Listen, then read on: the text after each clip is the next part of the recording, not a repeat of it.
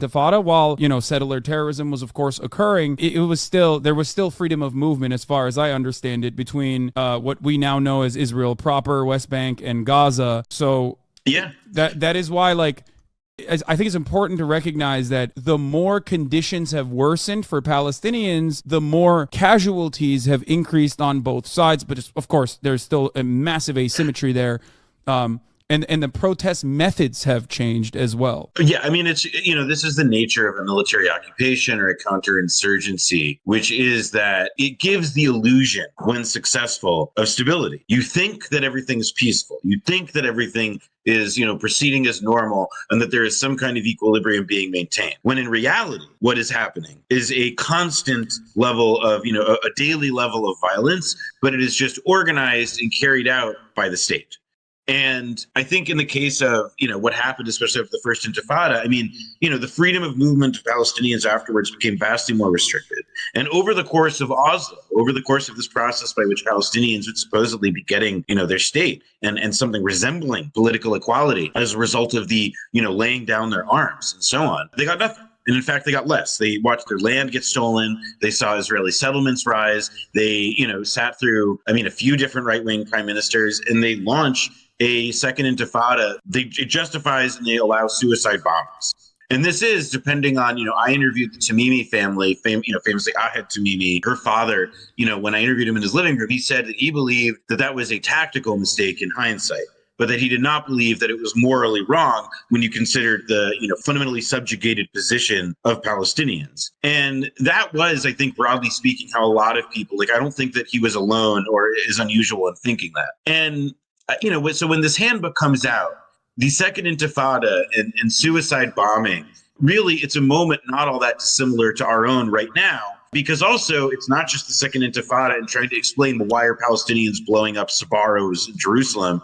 They were, it was also in the aftermath of 9/11.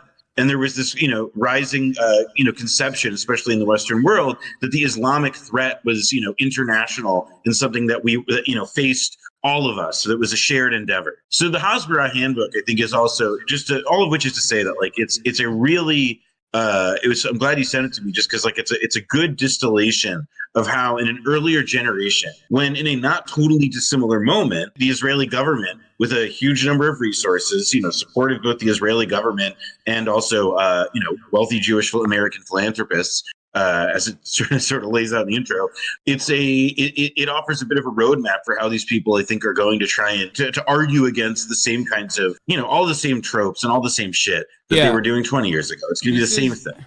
This was perfectly illustrated by that professor emeritus at Harvard, where she talks about how Israelis are called to action to serve in the IDF, and American Jews, must serve as well, a different kind of battle, a battle online. Harvard professor blames American Jews for Israel's failures. Oh, here it is. It's a 2-minute video. We can play it real quick. Yeah. And I'm going to pee while it plays, because I think it perfectly brings us into the thing that we're talking about now. You will say, what? You want us to make you look good? Playing it. That's not my job. Your job is to make us look good. Our job is not to make you look good, American Jews. What do you have to worry about? Your job is to make us look good. And here's how you do it. Every one of us has to serve 3 years in the Army, 2 years in the Army, some of us 5 years, and then for the rest of our lives, you have got to serve 2 or 3 years in the army of words. You've got to learn to fight the political battle, which is even more important at this point than the military battle that we are. We'll fight the military battle. We're not asking you necessarily to come and be lone soldiers, although some of you can. You've got to learn how to fight back on the campuses, how to make the arguments. Now, they keep shifting. The ground keeps shifting under us. They keep changing the language. Intersectionality wasn't even a word 10 years ago. Now suddenly it's intersectionality. You've got to stay on top of it. And you know how we train for the Army? We don't train for defensive warfare. If the war against Israel ever had to be fought on Israeli soil, do I have to tell you? It's an impossibility. So it's the same thing. Don't let the war of words ever be fought about Israel's nature. Let it be fought about why you can't accept Israel, why you have to single out this tiny people. Try to find Israel on the map. It's hardly there. We used to play this game, Where's Waldo? Where is Waldo on the map? Are you going to really tell me that this is the country you want to blame? Push them. Teach them how to defend by attacking. Teach them really what one says as in fencing. You've got to make demands on them. They've got to serve for 3 years in the army of words. In the army of words, they got to serve for 3 years. And that's how that ends. So this is a continuation of that, or rather just another moment where that has never stopped, the war of words, rather. And I think that it's been relatively successful. Obviously, we shouldn't give the impression. So Ruth, she's a literature scholar, and she's like she has dined out on having worked at Harvard for like her entire life, and she's like a total crank, like a total right-wing nutter, and. Yeah, I'm kind of glad that people are discovering, because there's a whole bunch of kind of great grandmotherly right-winger Jews. Like Lucy Davidovitz is a famous one. Midge Decter, who is the mother of noted treat boy John Podhoretz. It's actually quite a fantastic archetype. But we should get to the House Barat because there's a whole lot of them.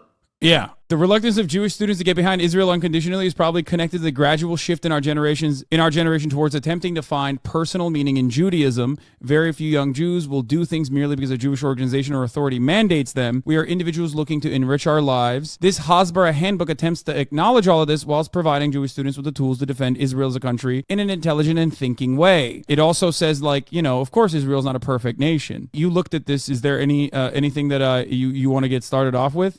Well, I think there was one thing about that was called point scoring and genuine debate, which I thought was like a really interesting, because I don't know, it seems kind of clear that it's lifted from the rules of formal debate, where they actually score it according to how many points you get it, how many things you're able to say, and whether or not your opponents will have time to rebut them. So it's this thing where this chapter, it's being proactive and promoting Israel, and then it kind of goes on it's actually the opening part of this whole pamphlet, and I think it's the most kind of jarring one to me, because the rest of it is really just about how to be annoying. It's just how to be a debate pervert.